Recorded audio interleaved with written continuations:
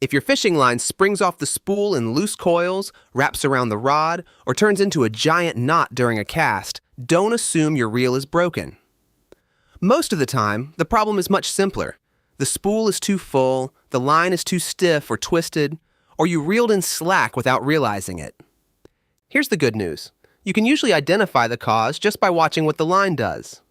In this tutorial, you'll learn what to check first, how to clear the current problem without making it worse, and the small habit that prevents most spinning reel tangles. Before changing anything, pull a few feet of line from the reel and watch it. If several large coils spring off by themselves, check the spool level and the stiffness of the line. If the loose line twists into little doubled loops, you probably have line twist.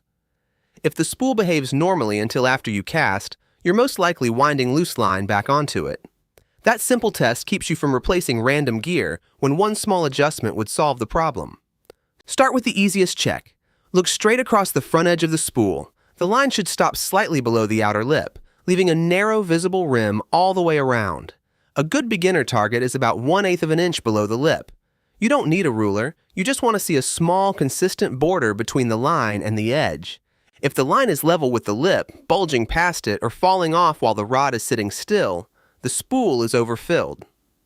This happens because more line sounds like it should produce longer casts.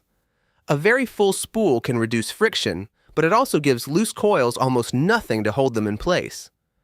One coil escapes, catches another, and suddenly half the spool seems to be coming with it.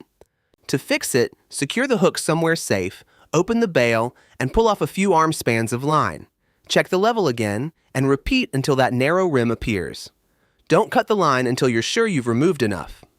Put the discarded line directly into a bag or container so it can't blow away or become a hazard to wildlife. Then close the bail by hand, make sure the line is sitting in the small roller beside the bail, and reel it back under light tension. If the line now stays put, overfilling was probably the main problem. Next, check whether the line is too heavy or stiff for the reel. The spool normally has a few recommended line sizes printed on it.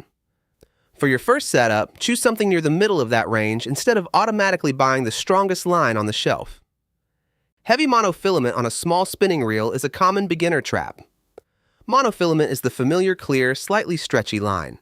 It develops memory, which means it tries to keep the coiled shape of the spool it was stored on. Thick line remembers larger, stiffer coils. When you force it onto a small reel, those coils want to spring back open. On many small freshwater spinning setups, 6 or 8 pound monofilament is easier to manage than 12 or 15 pound line. The correct choice still depends on the reel, the fish, and whether you're fishing around heavy weeds, rocks, or wood.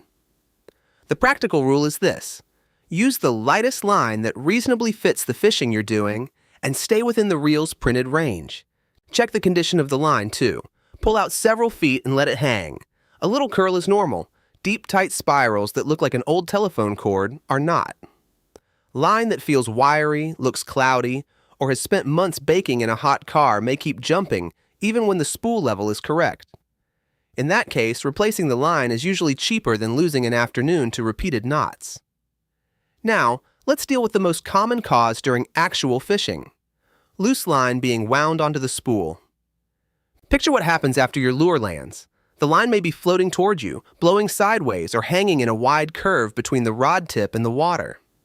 If you immediately turn the handle, the reel wraps that slack onto the spool. The loose wrap may disappear beneath tighter line, so everything looks fine for a few casts. Then the hidden loop gets pulled out during a cast and turns into the knot often called a wind knot. Wind can make it worse, but the important problem is the loose wrap already sitting on the spool. Here's the habit that prevents it. After every cast, close the bail with your hand instead of turning the handle to snap it shut. Gently pull the line toward the rod until it drops into the line roller.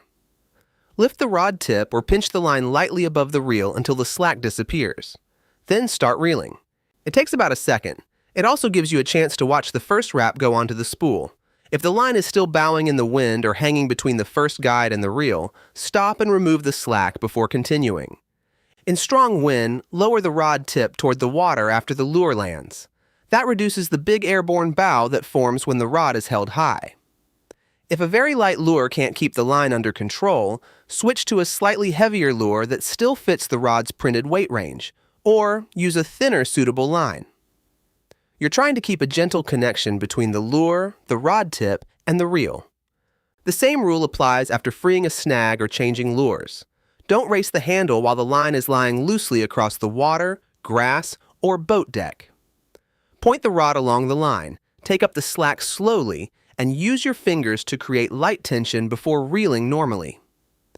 Never wrap fishing line around your bare hand to pull free from a snag. Thin line can cut surprisingly deeply. Use a proper line puller or wrap the line around a protected solid object that won't damage the rod or reel. If you spot a loose loop already sitting on the spool, don't cast again and hope it fixes itself. Open the bail and slowly pull line out until you get past the loop and reach firm, evenly packed wraps. If the loop catches, ease it apart with your fingers. Yanking usually cinches it into a tighter knot. Once the loop is gone, close the bail by hand and reel the line back under steady finger pressure. Fixing one visible loop now can save you from cutting away a much larger tangle later. If loops keep appearing even though you're reeling under tension, test for line twist. Pull several feet of line through the rod tip and let the lure hang safely. Bring two hanging sections close together without touching them. If they immediately wrap around each other, the line is heavily twisted. You may also see clusters of tiny loops whenever the line goes slack. Twist can begin when new line is installed in the wrong orientation. Always use the loading instructions from the reel or line manufacturer when they're available. If you don't have instructions, place the filler spool flat on the floor, run the line through the first rod guide, tie it to the reel spool, and reel about 10 turns under light, steady pressure. Now stop and lower the rod tip to create slack. If the line hangs in broad, relaxed coils, continue. If it bunches into tight loops, flip the filler spool over and test again. That 10-turn check is much easier than discovering the problem after you've filled the entire reel. Hold the line through a soft cloth while loading it so the wraps go on firmly and evenly. The finished line shouldn't feel soft or spongy when you press it with your thumb, but you also shouldn't be straining against the reel. Stop while the line is still slightly below the spool lip. If you're using braided line, check whether the reel has a braid-ready rubber section on the spool. Braid is thin, woven line with very little stretch, and it can slip around a smooth metal spool. The handle turns, but the entire bundle of line rotates without gripping the spool. That can feel like a broken drag. Use the reel's braid-ready section, or begin with a short layer of monofilament backing and attach the braid to that. The backing gives the braid something to grip. It doesn't need to fill most of the reel, it just needs to prevent that smooth bundle from spinning. New line installation isn't the only source of twist. Your lure may be rotating during the retrieve. Pull it through clear, shallow water beside you and watch closely. If a soft plastic rolls like a propeller, straighten it on the hook. Make sure the point enters and exits along the center line instead of pulling one side crooked. A bent spinner or off-center bait can add twist on every cast. If the lure is designed to spin, a small, good-quality swivel may help isolate some of that rotation. Don't automatically add a swivel to every lure, though. Extra hardware can change the action, collect weeds, and sometimes make the presentation less natural. Another major source of twist happens while fighting a fish. If the drag is releasing line and you keep cranking the handle, you aren't gaining line. You're only adding twist. When a fish is pulling against the drag, stop reeling and let it run. Keep the rod bent with smooth pressure. When the fish stops taking line, lift the rod, then lower it while reeling. Think. Let it run, lift, then reel as you lower. That rhythm maintains tension without grinding twist into the line. Check the line roller as well. It's the small wheel beside the bail where the line changes direction before reaching the spool. Secure the hook, remove tension from the line, and see whether the roller turns freely. If it's rough or completely stuck, the line may slide across it instead of rolling, which can contribute to twist and wear. Clean and maintain it according to the reel manufacturer's instructions. If it's corroded or you're unsure about taking it apart, let a tackle shop handle it. There are tiny washers and parts in that area that are easy to lose. While you're looking at the reel, check the shape of the line on the spool. It should be reasonably even from the front lip to the back. If nearly all the line forms a steep pile at one end, the reel may need a spool height adjustment using the small washers supplied with some models. That adjustment is reel specific, so check the manual instead of guessing. A severe cone shape makes line more likely to spill from the fuller end. Finally, make sure the cast itself is smooth. A spinning reel doesn't need a violent snap. hold the line against the rod with your index finger, open the bail, bring the rod back smoothly, then accelerate forward and release toward the target. If you release too early, the lure climbs and the wind grabs the line. If you release too late, the lure dives while the line slaps the spool lip and rod guides. Begin with moderate power and a lure near the middle of the rod's printed weight range. Let the lure bend the rod and let the rod launch the lure. Smooth acceleration gives you more control than trying to muscle every cast. So on your next trip, use this order.